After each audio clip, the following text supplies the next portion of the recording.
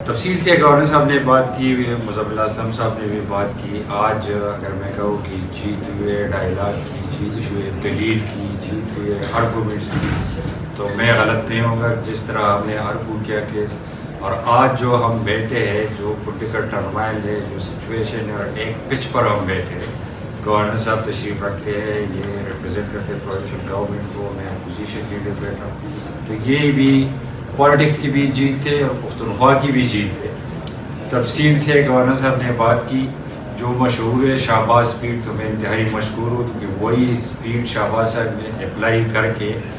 جس دن ہم نے پریس کانفرنس کی، رات کو مجھے میسیجز آئی، اور کل ہماری پیٹرولیم میں بھی میٹنگ ہوئی، کل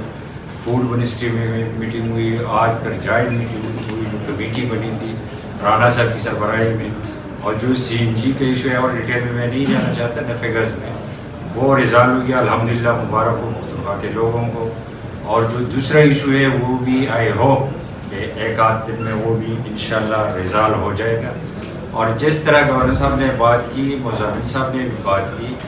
جب بھی پختونخوا کی ایشو ہو، لوگوں کی ایشو ہو، سفر لوگ ہو، پختونخوا کے عوام ہو، تو جو بھی چیز ہو، چاہے ملیٹنسی ہو، چاہے اسپیشل کمیٹی ہم نے بنائی وہی ہو، چاہے جرگے کی بات کی گورنر صاحب نے،